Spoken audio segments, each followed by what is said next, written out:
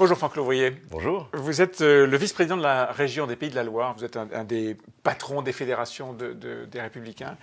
Vous avez vécu de nombreuses campagnes politiques, la plupart du temps aux côtés, tout près de Nicolas Sarkozy. Quel regard vous portez sur la campagne actuelle? C'est un regard assez étrange. J'ai l'impression qu'elle est passée à côté des Français.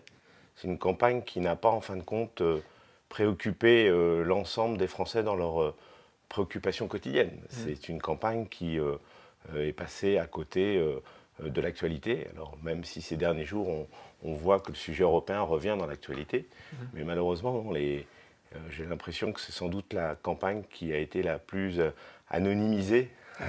Anonymisée et une sorte de non-campagne, c'est ça? Oui, alors il y a des candidats qui ont fait campagne, on l'a vu, et il y a des partis même politiques, et même le président de la République s'y finissait dans cette campagne. Mais la réalité, c'est que les Français n'ont pas du tout été saisis par les sujets de débat qui auraient pu avoir lieu sur à la fois les préoccupations européennes et mondiales. Vous expliquez ça comment?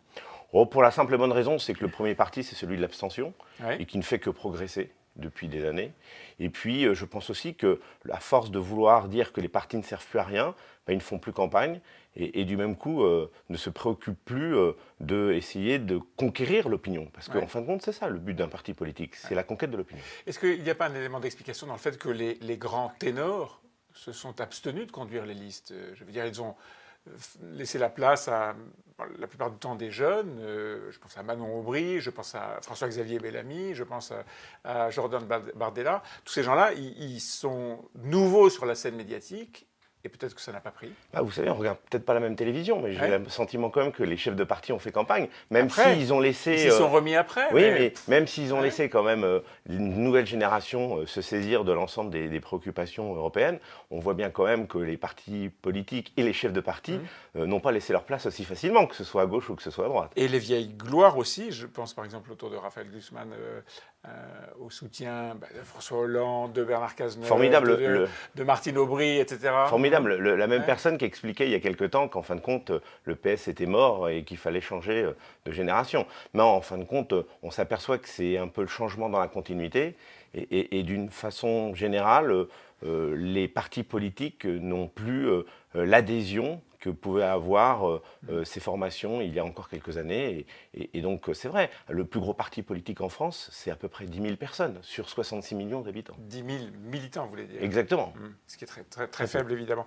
Emmanuel Macron a été directement impliqué dans la campagne. À son époque, Nicolas Sarkozy l'avait été, lui aussi, lorsqu'il était président de la République. En l'occurrence, il avait fait plutôt un bon score.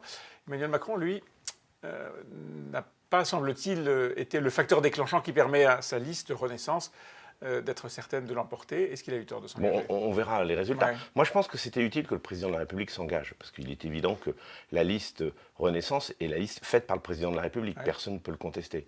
Et donc, du même coup, c'était essentiel que lui s'engage dans cette campagne. Maintenant, le fait que le président s'engage crée un phénomène, ou vers le plus ou vers le moins. En l'occurrence, quand Nicolas Sarkozy s'est engagé, ça avait plutôt accéléré le positionnement positif de la liste, et on avait franchi les 20%. Absolument. Là, mon sentiment, c'est qu'aujourd'hui, c'est plus un référendum anti-gouvernement qu'une volonté de vouloir amplifier l'action du gouvernement. Et donc plutôt une conséquence vers le moins. Oui, pourquoi? Parce qu'en fin de compte, les manifestations des Gilets jaunes n'ont pas été réglées.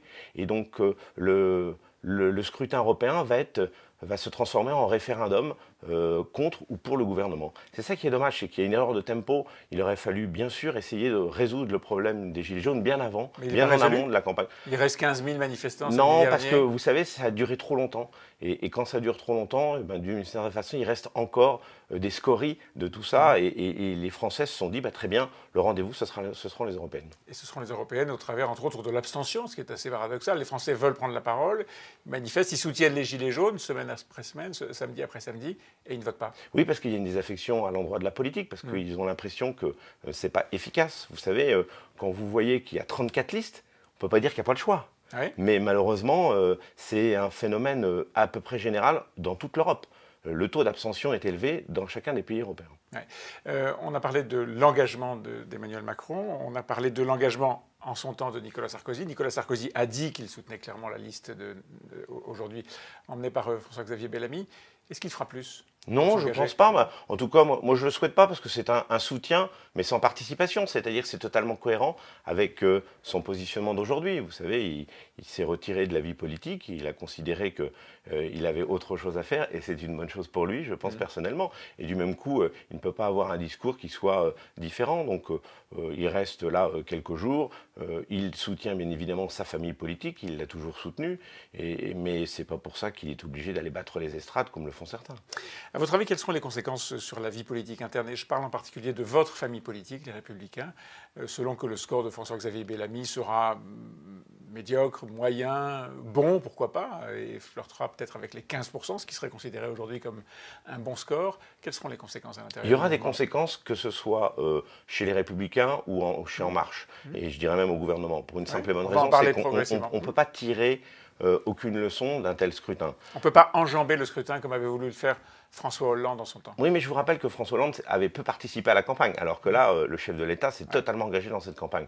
Donc pour les Républicains, il y aura des conséquences, c'est évident, parce qu'il faudra d'abord réorganiser la formation politique dans l'optique des élections à venir. Les élections à venir, ce sont les élections municipales et ensuite les élections présidentielles. Ouais. Donc vous voyez bien qu'il va y avoir évidemment du côté des Républicains une volonté de rassemblement, parce qu'on est dans des scrutins où il va falloir rassembler le plus largement possible.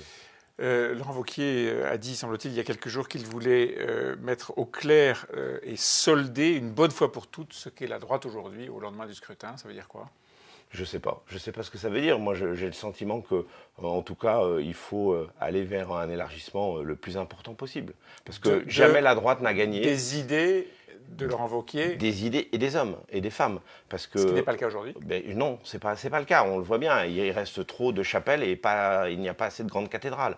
Et donc, il est essentiel qu'aujourd'hui, on puisse reconstruire cette cathédrale qui a existé au moment de l'UMP. Et donc élargir, c'est ça? Élargir et puis s'ouvrir aux personnalités nouvelles de ce mouvement aussi, parce que vous avez des formations politiques qui aujourd'hui se sont créées, qui sont en fin de compte trop seules et trop minoritaires. Vous pensez à qui?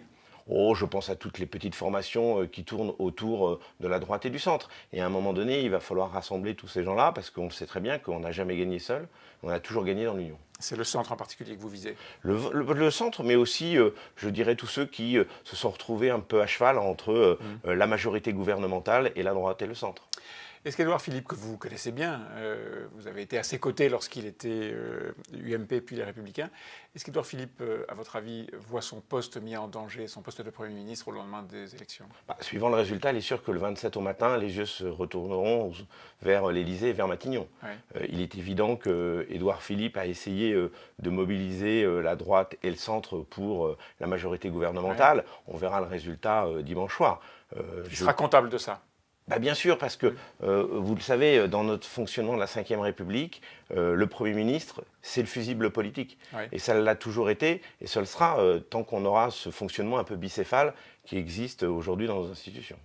Votre talent de communicant est connu largement au-delà de votre famille politique. Vous avez travaillé avec Nicolas Sarkozy à l'Élysée, et vous avez été appelé par Emmanuel Macron, consulté en tout cas, pour éventuellement occuper ce poste auprès de lui, et vous avez refusé?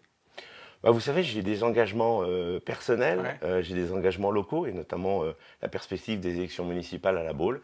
Et donc, ouais. À partir du moment où je m'étais engagé dans ce challenge, parce ouais. que toute élection est toujours un challenge, je partais ouais. du principe que voilà, je ne pouvais pas, à un moment ou à un autre, faire un autre choix. Et puis, on n'a pas toujours envie de refaire ce qu'on a déjà fait. Voilà, exactement. On n'a pas toujours envie de refaire ce qu'on a déjà fait. Merci Franck Louvrier. Merci.